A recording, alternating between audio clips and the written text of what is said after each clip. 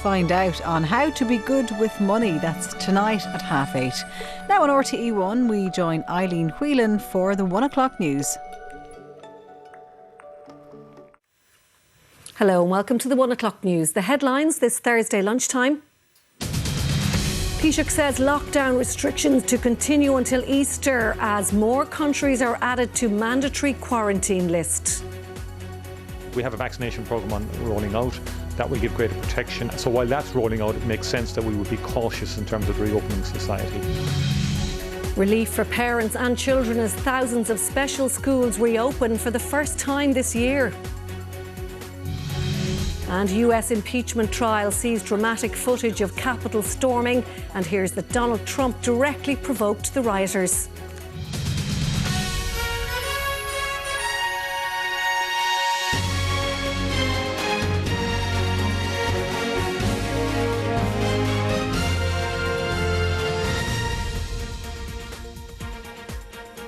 The Taoiseach Micheál Martin has said high-level restrictions will continue until Easter, which this year falls on the first weekend in April. Speaking to RTE News, he also said there will be clarity next week for Leaving Cert students on the type of exams they will do and when they'll return to school. At RTE for a Morning Ireland interview, the Taoiseach said there may be some changes to the current restrictions from the 5th of March, but there will not be moves to reopen the wider economy. The return of special education is welcome. The Leaving Certificate cohort is clearly our next priority, and they need clarity, and we want to bring clarity to that situation next week. But then after that, we would be working with the partners in education for a phased reopening of our schools. Some opposition parties say that is moving too fast. The Taoiseach can't predict what the levels of infections on a daily basis will be at Easter, and really for schools to return safely and for construction to open up safely, they need to be way down to around 10 to 20 a day. And I think it's too soon for the Taoiseach to be talking about opening the schools and construction and then in the same breath saying that restrictions will remain till after Easter. And others spoke of mixed messages from government. I think the Taoiseach and the Taoiseach need to start talking to each other before they start talking to the public, because we've now got two very different messages. One that says things will be relaxed, and the other that says things will not be relaxed. And these two statements have come effectively within hours of each other. So it's not good enough. But on the Leaving Cert, the Taoiseach has promised clarity with an announcement next week. There is a lot of stress and anxiety on our students at the moment. It's important that the decisions that are taken are comprehensive and will be followed through on, and will bring much needed clarity to the Leaving Cert students of this year. Further restrictions on international travel, including hotel quarantine, are promised. On his own plans, the Taoiseach said he would travel to Washington for St. Patrick's Day if invited. No invitation has been issued yet. Coleman O'Sullivan, RTE News. And let's hear more on this now from our political correspondent Paul Cunningham, who's at Leinster House for us. Paul, plenty to digest there in the Taoiseach's interview. How are his remarks going down in political circles? Well, I think what the Taoiseach was doing was giving an overview of the approach that the government is going to take. We know that they're going to produce their latest Living with COVID plan sometime in the week of the 22nd of February, and that's going to give us an outline of what's going to bring and happen up to summer. But clearly what we're hearing is a Conservative message that nothing is basically going to happen until Easter, and after that things will be slow and measured. This issue of being slow and measured was picked up at Leaders' Questions in the Dáil today, with the Social Democrats co-leader Catherine Murphy saying we need hard numbers. The public can't be hearing about these rumours from parliamentary party meetings.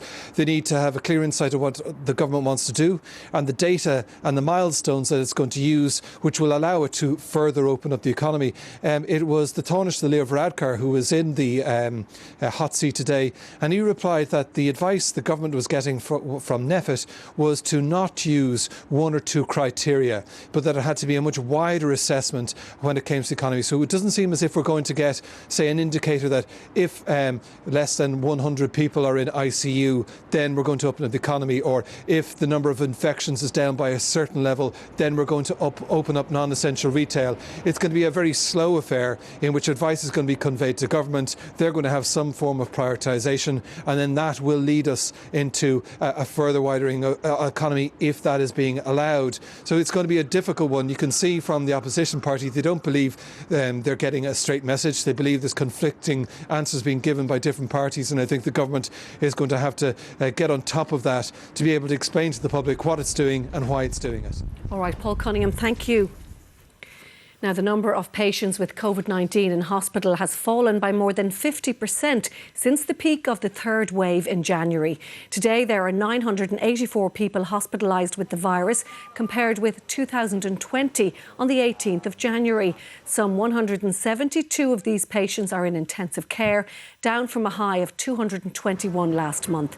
The head of the HSE said today that while the reductions are good news, there is nothing normal about these levels, and there is a long way to go. Senators at Donald Trump's second impeachment trial have been shown a dramatic new video of the day his supporters stormed the US Congress. The footage shows police engaging in hand-to-hand clashes with rioters and desperately pleading for support. The shocking moment, rioters stormed the US Capitol, causing panic, upset and alarm, sending politicians scrambling for safety. The previously unseen footage shows just how close protesters came to some of America's most prominent lawmakers. This is the moment Senator Mitt Romney is saved. He was walking towards the protesters. At the same time, elsewhere, Vice President Mike Pence is ushered to safety by police officers as the marching mob chanted to hang him. In this security video, you can see how the Capitol Police created a line and blocked the hallway with their bodies to prevent rioters at the end of the hall from reaching you and your staff. Police body cam footage shows the violence they faced, the crowds using weapons like bats and tear gas against them. The testimony was at times emotional as Democrats pieced together the January 6th attack on the Capitol, arguing Trump was no innocent bystander to the violence, having praised, encouraged and cultivated it for months. President Trump put his own desires, his own need for power over his duty to the Constitution and our democratic process. President Trump put a target on their backs, and his mob broke into the Capitol to hunt them down. Despite the strong footage, several Republican senators said they hadn't changed their minds. Trump's team has already argued the trial is politically motivated and unconstitutional. Paul O'Flynn, RTE News. Up to 4,000 children who attend special schools have returned to the classroom today, with students attending on alternate days only. Children in special classes in mainstream primary and secondary schools will be back in class from February the 22nd.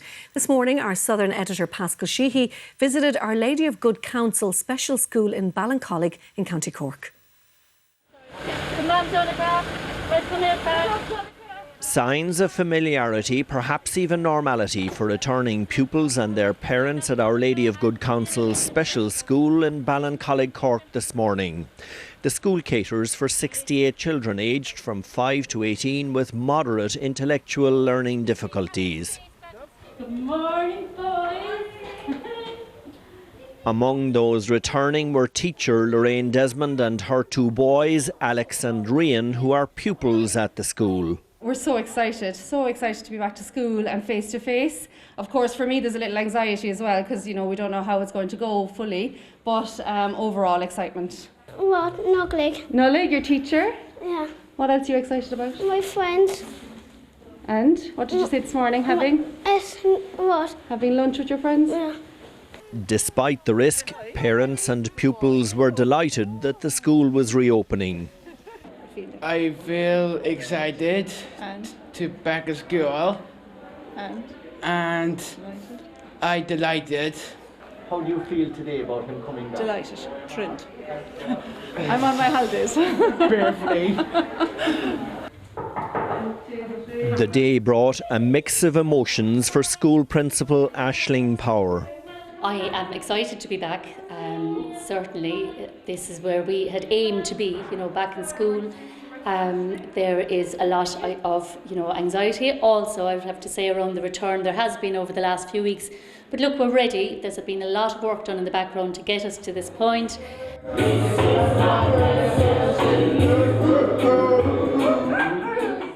And after a few minutes,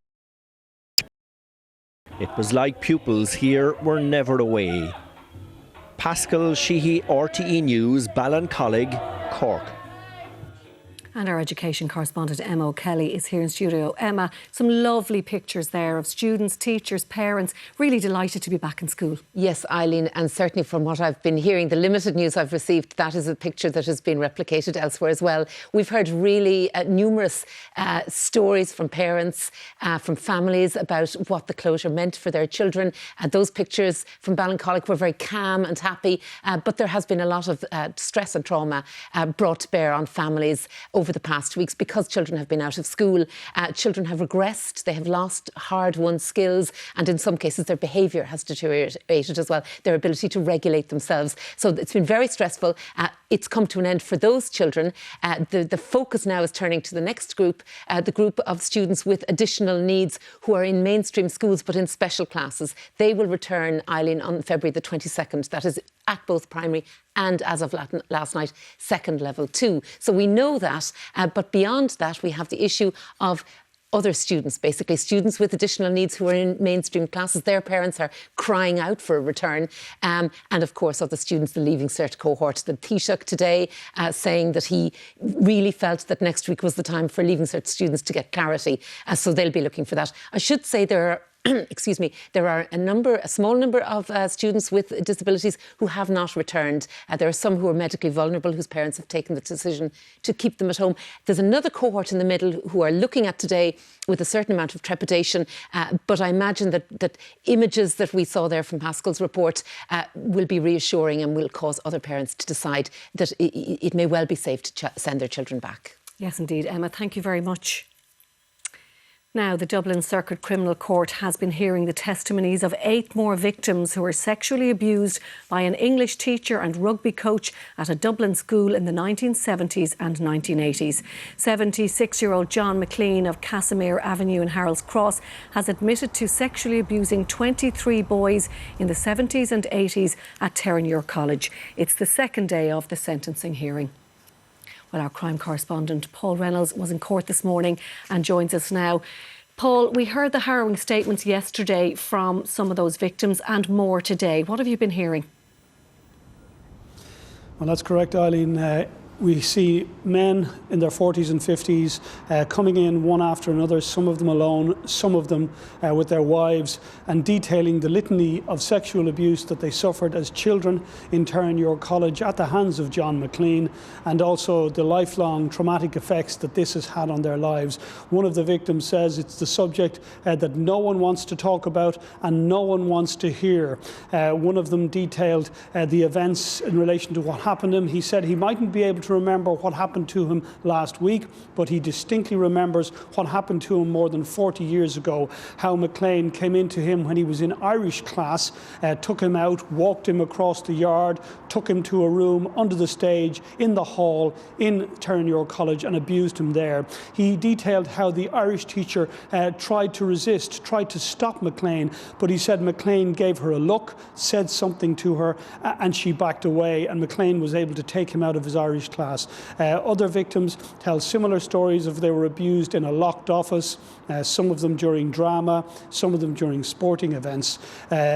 This testimony giving victim impact statements, also criticism of the school. One victim saying that everyone knew that McLean was a paedophile, but nobody moved to stop him. Another person said he couldn't accept any remorse on behalf of McLean. He said that his guilty plea was calculated. Also criticising Terenure College, said the statement that the college issued was carefully worded. It hadn't been put on their website. He said if the college was truly sorry, they would have put a statement And another man talking about how he saw a picture of John McClane in a newspaper article recently when he was an adult. He said it still made him shudder. He said that evil stare, just as how it was, and he'd use it to intimidate you when you were a child. All right, Paul Reynolds, thank you.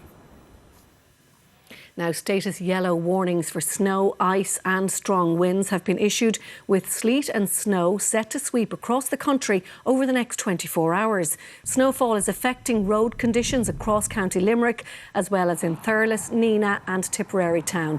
Met Éireann said that a band of sleet and snow will spread northeastwards, with up to 5 centimetres of snow forecast for some areas. The Road Safety Authority has advised road users to be extra careful for the rest of the week.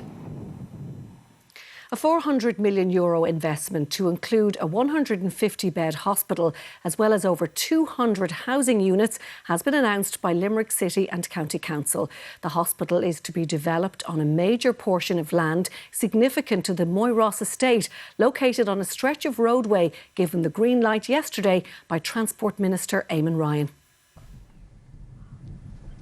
Snowfall in Moyross today, but sunnier days ahead, hopefully, with news of a major investment for the area. The University of Pittsburgh Medical Centre, or UPMC, plans to locate a 150-bed hospital, medical training and research centre on lands adjacent to the estate, made possible by the access road confirmed just yesterday by Transport Minister Eamon Ryan. UPMC seek in particular to locate in regeneration areas. They're a Pittsburgh organisation. They deal with regeneration areas and the social dividend that attaches to that kind of work. So we're hugely excited. It's a great fit for our regeneration programme, and the development in the north side of the city is of huge significance for the week that's in it as well. It's a good omen and the promise of further investment for the locality. Opening up that land obviously gives that opportunity of more investment, further employment and industry, which is vital for the north side of the city.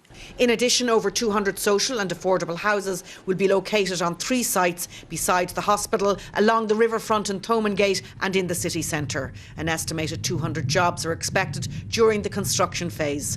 Cathy Halloran, RTE News, Moyross, Limerick. Now, still to come on the 1 o'clock news. Playing the waiting game, the GAA responds to the decision that inter-county activities are no longer exempt from level 5 restrictions.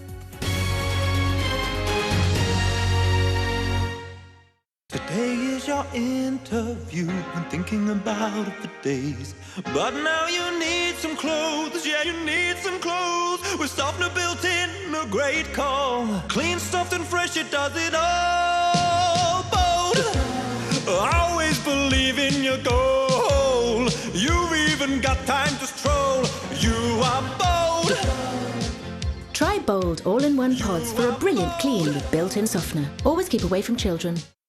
The Sky sale is now on, so get award-winning Sky TV and ultra-fast broadband. Well, that's nice. Together from an incredible €50 a month. I think you've got exactly what we need. Enjoy our best ever Wi-Fi and stream all the TV you love in one place. Easy. The whole world is in your grasp. Save big with Sky TV and ultra-fast broadband from just €50 a month for 12 months. Search Sky 50. And get delivery like a G on Supermax, KFC and Romeo's. Did somebody say just eat? When Hank saw his chance, he shook it. And so can you when you play on our mobile app. The National Lottery. It could be you. Lemsip has helped relieve your winter symptoms for years. And because Lemsip can help relieve your cold, flu and chesty cough symptoms, this year is no different. This winter, look to Lemsip.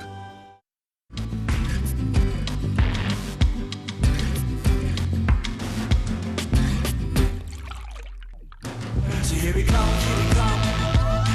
Here we come, here we come. Here we come, here we come. Here we come, here we come.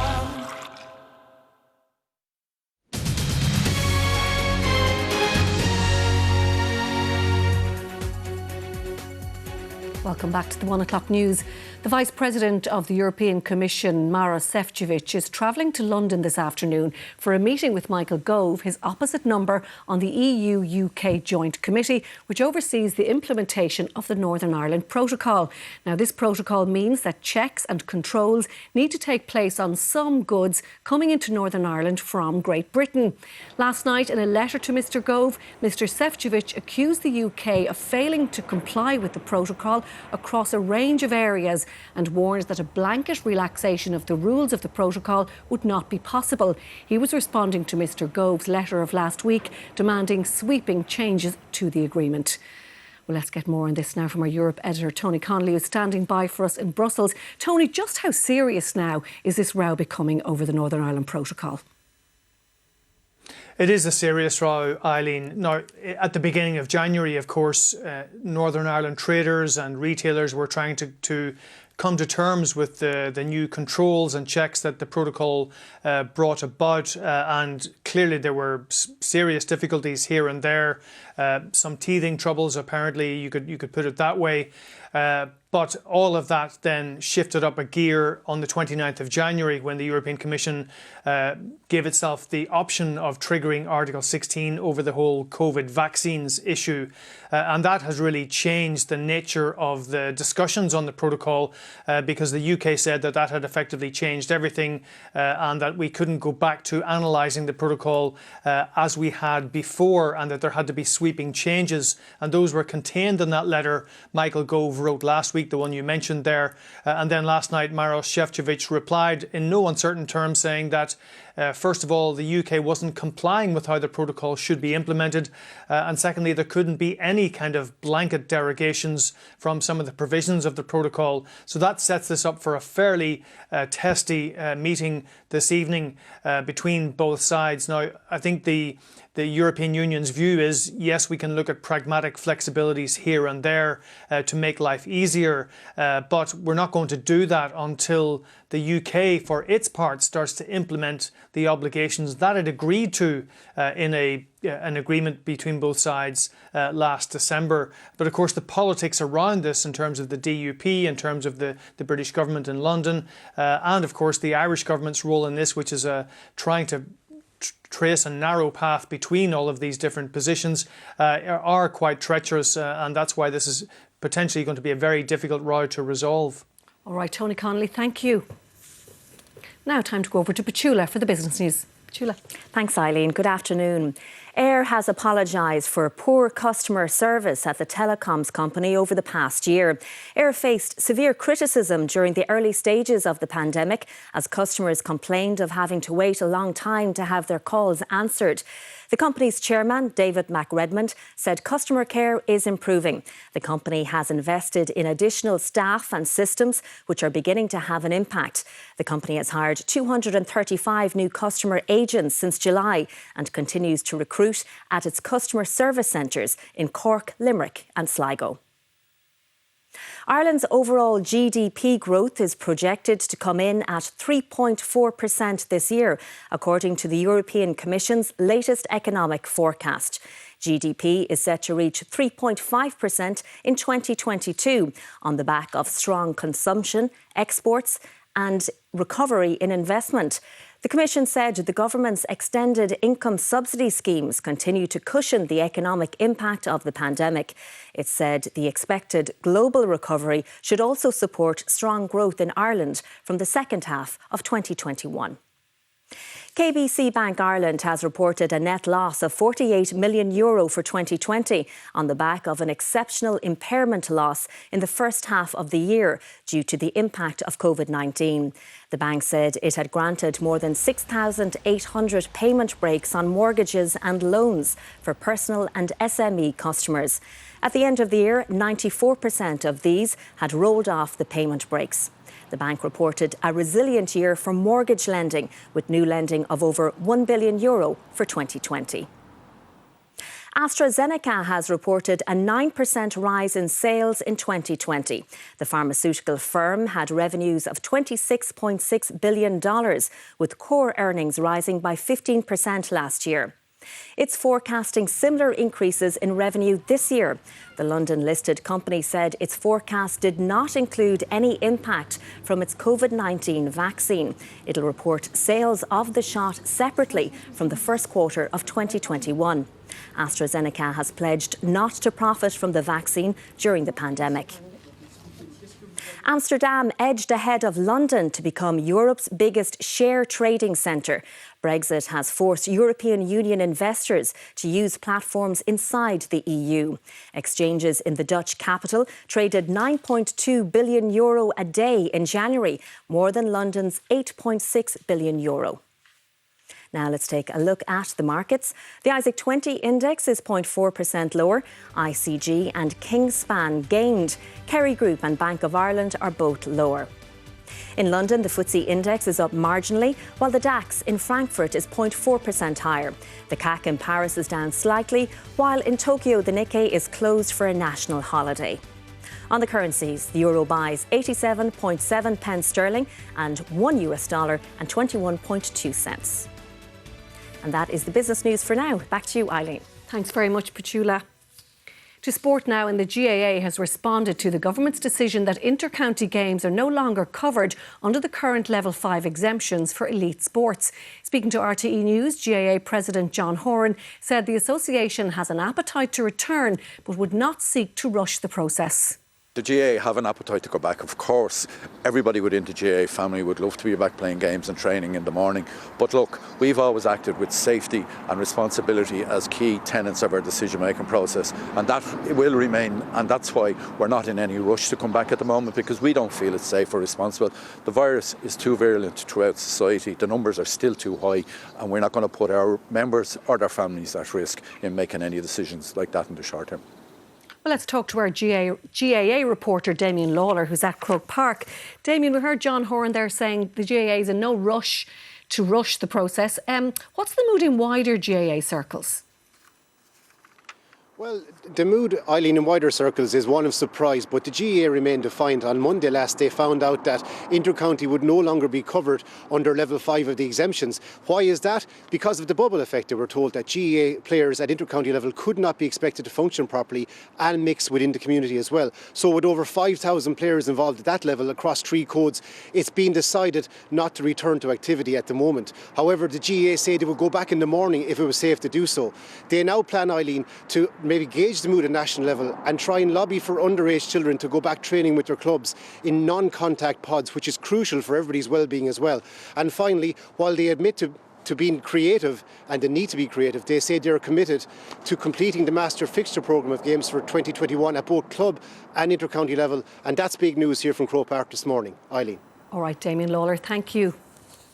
Now, the main news again this lunchtime. The Taoiseach has said high-level public health restrictions will continue until Easter, and there won't be any wider reopening of the economy before then.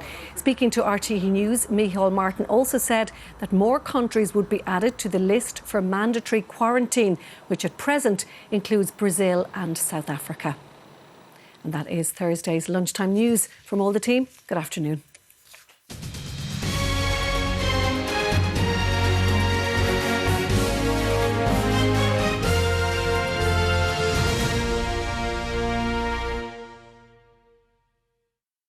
When you can't go swimming because of the rain. Avonmore Soup, the heartwarming goodness that makes everything good again. Hi there and good afternoon.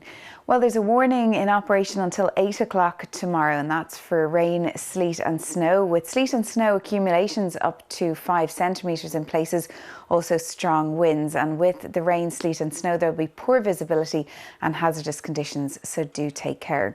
Now, you can see that rain, sleet and snow here along the southwest of Ireland at the moment. That's going to continue to push northeastwards today, and then another band of wintry showers pushing in from the Atlantic on Friday night. So in the meantime today, that rain, sleet and snow pushing up northeastwards across the country during the afternoon. It'll turn back to rain and sleet in the southwest, and temperatures today will range from just 1 to 3 degrees, so feeling bitterly cold with an added wind chill factor due to the fresh and gusty southeasterly winds. Now they'll continue tonight and it'll be very cold again, with temperatures dropping back to between -2 and +2. Further snow accumulations likely in places and persistent rain in parts of the south, with the risk of some spot flooding. That risk will continue there for Friday as well. Elsewhere it should be fairly dry, just a few more wintry showers in coastal parts of the east and north. But then, as I said, another band of showers pushing in from the Atlantic later on Friday, and some of those will be quite wintry at times. Temperatures for Friday ranging from around 1 to 4 or 5 degrees across the northern half of the country, about 5 to 8 degrees in the south and southwest due to that rain, but still those fresh and gusty southeasterly winds continuing. They'll continue then on into Saturday as well, and again temperatures milder across the south and southwest due to the rainfall, but cold